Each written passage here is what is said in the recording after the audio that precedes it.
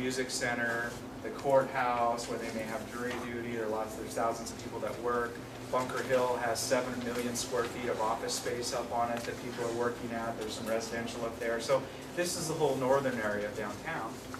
And then people want to get and go down to the southern area of downtown where you've got the new entertainment venues, LA Live, Staples Center, the convention center is obviously a big draw, you know, several times a month. So people want to get down there and they want to get back and forth between those two. Okay, that's great.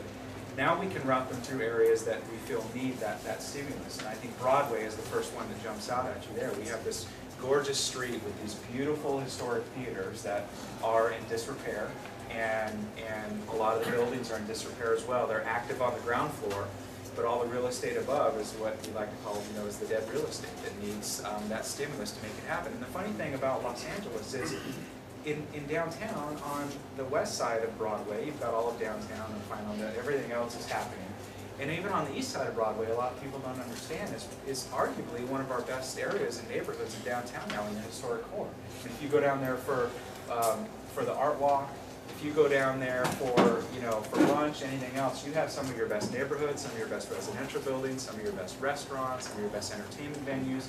It's a really great place to be. And Broadway is this just dividing line where the people over there say they won't cross over it, go over into the other part of downtown, and vice versa, and it's silly. It's silly in the fact that we have a dividing line in downtown. It's silly in the fact that some of our best, most historic and culturally attractive buildings are on that street. It's just frankly silly that Broadway is not a better street. And I think when we all really think about it, we know that. So we know that we need to make making Broadway a better street. This is what I try to communicate to all of downtown. And they're a little bit jaded by the fact that it's been that way for a long time. And so you have to break through a lot of the psychology. Making Broadway viable again makes all of downtown better. Every single part of downtown. You know, it really is truly the rising tide lifts all boats. We need to make Broadway better again, and that spurs the rest of it. So I think that's why Broadway is the spine of the streetcar, is that's our biggest opportunity to create a better district and a better street. And then the streetcar could run down through the South Park area. So that's where you've got, we'll call it underdeveloped property. There's a lot of parking lots or one-story buildings that could be developed into newer buildings, much like some of the buildings that are already done down there by the South Park group and others. So that's largely where the streetcar runs. I know you don't have a map, but you know, if you can think about it, it's the Disney Concert Hall down First Street. It runs south on Broadway, all the way down to Pico.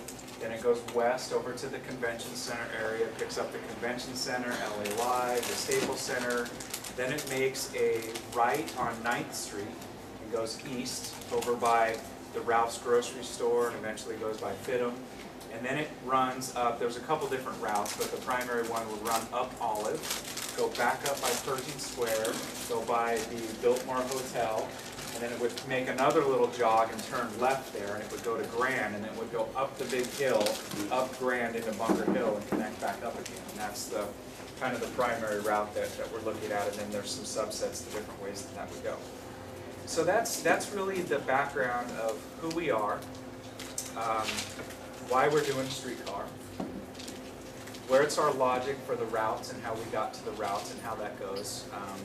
And kind of, you know, where we're at this point in time. As you can imagine, figuring these routes and alignments out is a difficult proposition, not only from the things we just talked about, transit connectivity, economic development potential, but there's technical issues, right? I mean, you can only make so many right-hand turns versus left-hand turns. You can only go up or down a certain grade. You can only turn a certain radius. You can't go contraflow to traffic on a one-way street. You can't go on this major street because of traffic. You know, there's a lot of technical issues as well that takes a long time to work through, how you get those routes figured out. And that was a formidable amount of work that both our organization and all the people that were helping us out got to.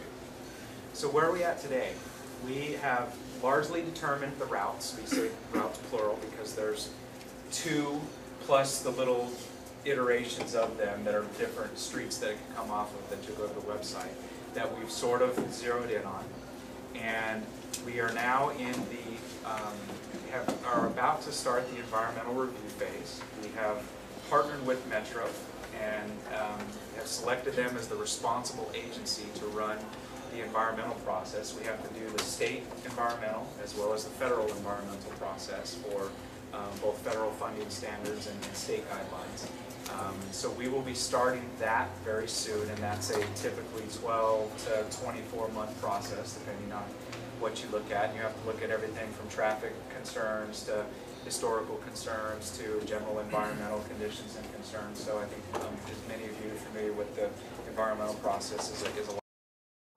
We are also in the process of understanding and trying to determine what our private sector funding will look like. So the concept is we want to do some form of like a property tax or a special tax on the property owners that would help pay for the streetcar. And the logic behind it is we feel very strongly that the streetcar will affect value in your building positively, or your business, which therefore translates to the building owner positively, and therefore most likely receive an economic benefit from the streetcar. So it only makes sense and is fair that you also contribute to pay for that benefit. And streetcars, I think, are a little bit easier to focus that attention on than something like, say, a light rail or something, because it's really concentrated to a district. They go slower than a light rail does. They have more stops. So it has this place-making capability that's a little bit different than a light rail. And there's been a lot of research on light rail and how it affects property value. But I think streetcar has a little bit more of an advantage there to help those businesses and property owners out. And so we're hopeful that we're going to get that together shortly, which will be a big source of funding for us.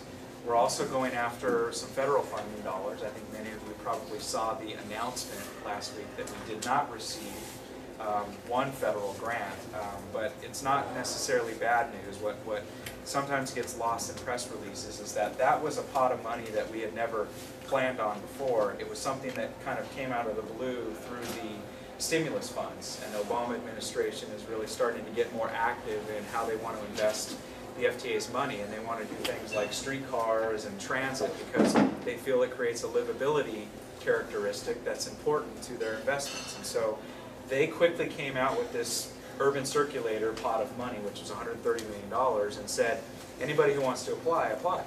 And we did, and we knew that probably, given that we weren't started with our environmental and we didn't have our private sector funding completely secured, it was a low probability of getting it, but we thought it was a good idea because it's in some ways a marketing effort and it raises your awareness with the federal government. So we applied, and then of course when we got the no answer, I think there was probably a greater emphasis placed on, oh, streetcar's dead, it didn't get its funding, and that isn't necessarily the case. We still are in line to go for several other pots of money from the federal government, potentially small starts category being one, as well as we feel very comfortable with our relationship with the federal government that they will be putting more of these urban circulator type investments on the market soon, which we do feel next time around, given the fact that we will have our environmental going, we'll have our routes largely figured out, we'll have our private sector funding at least further along or close to determine that we will be competitive on the federal side.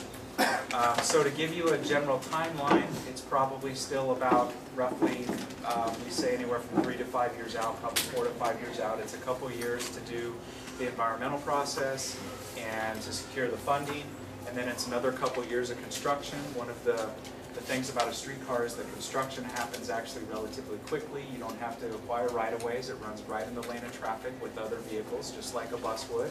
When the streetcar's not there, you drive right over the tracks.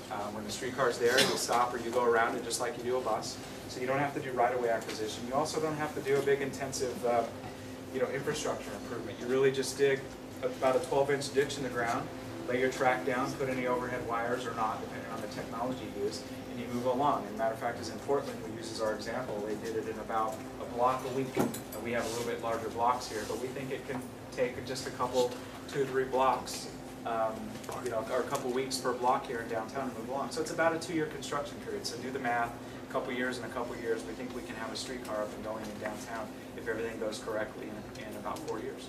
5 with a little bit of contingency. So that's our general kind of idea, goal, timeline, and status to date. Can you think of anything that I missed that I should touch on? Just one thing. When we was looking at this, we actually had been working with CRA, and a lot of people had a lot of bad things to say about CRA. What were they really adding in? And CRA, when we partnered with them, we said, what are the kinds of projects that would be amplifier